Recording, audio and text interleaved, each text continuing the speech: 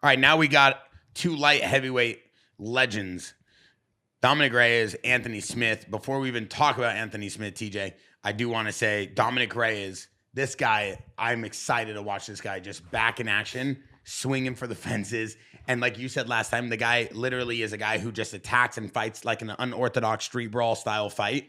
But it seems like this guy's ready for war at all times. Like he came into this fight ready for war. Yeah, I think he's got his confidence back.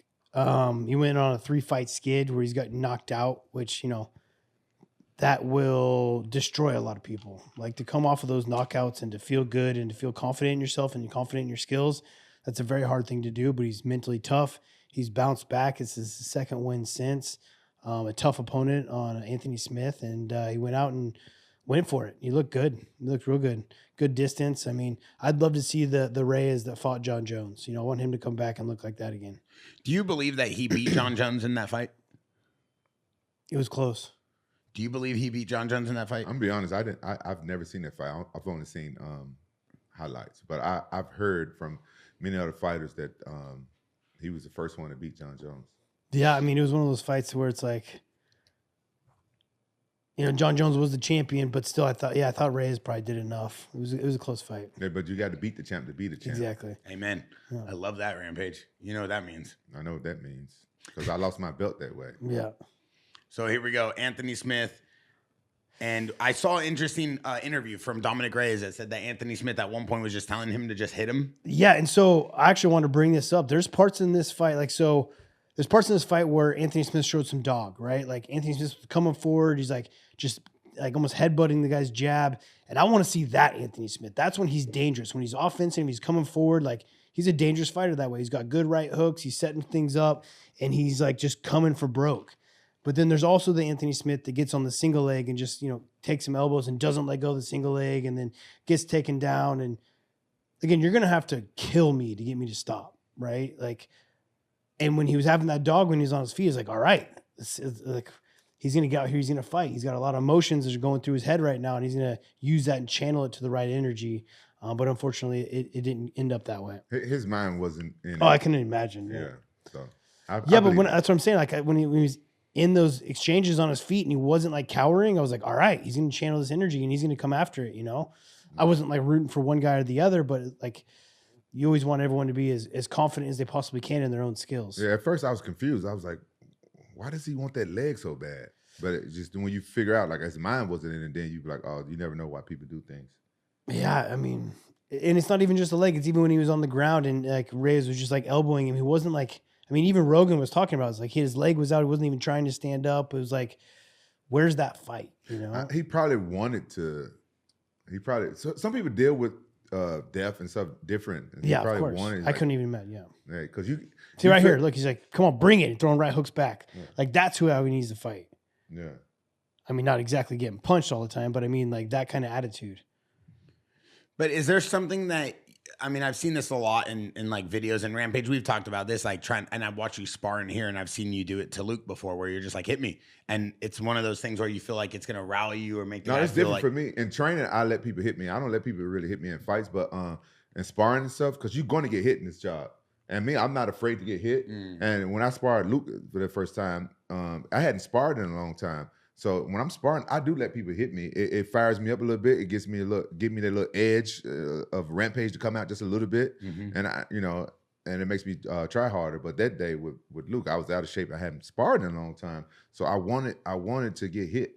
But in fights, I don't do that shit. Yeah, so there's no need to do that during a fight. No, for me. No, I don't think so. About that attitude though, I want that like. No matter what's going to happen, you're going to fight attitude, right? Like stare fear in the face and go after it. Like everyone's scared to step in the cage. Everyone is. It's just about how you deal with it, And what about this part of the second round where it's like 3 minutes in and you see, Dominick Reyes is kind of like on top of him. He's throwing these side elbows and he's kind of like jumping, not even like jumping guard. He's just like trying to put him in a guillotine, but he doesn't really guillotine him. It seemed like he's toying with him, or it seemed like he just didn't want to end the fight somehow. No, I just don't think he wanted to give up position, right? Why go for a guillotine when you're going to stay on top? Like, I'm not a fan of guillotines unless you got a really good one. I wouldn't say like I'm an expert in guillotines. So like you're going to your back. So like he's in a very dominant position to win the fight and stay on top and get the scorecards the way you want him to. why even chance it? It's like going for an armbar when you're in mount. It's like, unless you're really good at it, don't do it. You know? So I think he's just controlling position and looking for the win.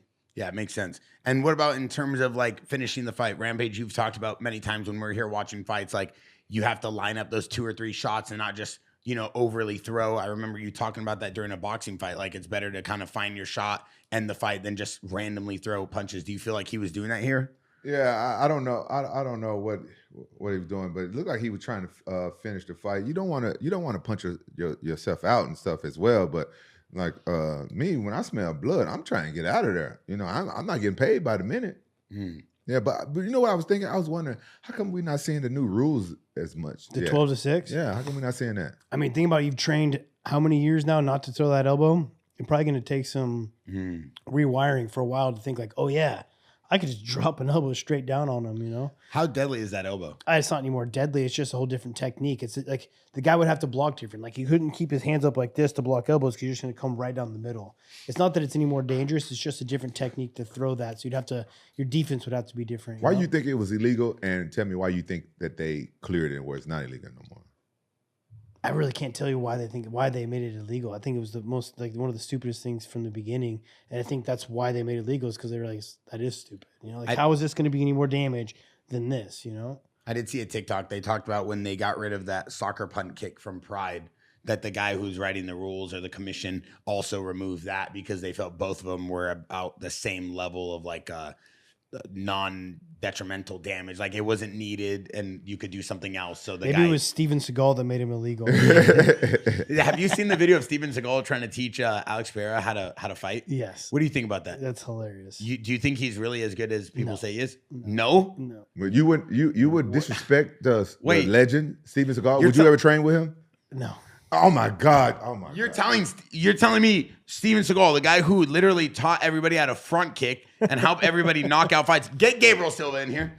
Gabriel Silva was in the camp with his dad, Anderson Silva, when Steven Seagal taught him. Hey Wayne, get Khalil and Gabriel in here real quick. Yeah. How you going to say you would train with the legend? How you going to disrespect the legend? I just don't think I'm going to get enough benefit out of it. Wow. Are you kidding me?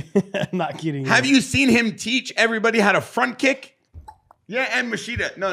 Don't play with his martial art right now. Don't play with his martial art. Rampage. Yeah, don't disrespect the martial art. This is normally your job. This isn't the movies. Wow. This isn't the movies. My God. He's so disrespectful. Rampage, what kind of TJ are we getting nowadays? You guys pay me to be disrespectful.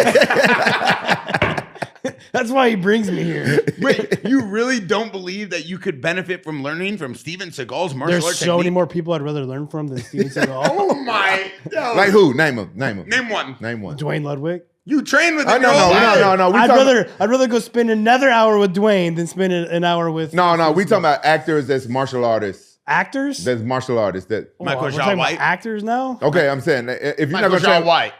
I would say Michael Jai White. Chuck Norris. Yeah. I say Chuck Norris would be good. Jean-Claude Van Damme. I learned how to do one of his kicks if you'd like to see. Oh, I would love to. I could. Love to see Just all you got to do is hold up a hat or here, hold up the new Jackson. These are the gift bags that come with the JAXXON. Just hold it like this. So I learned this on a YouTube video. So basically, you go like this and then you kick out like this. Watch this. Wait, which way are you kicking? I should use this. Are you gonna kick it this way or are you kicking it? I'm gonna just like go like that way. All right. So you go like this. You go. And if I wasn't on a ramp, I'd be able to control my distance.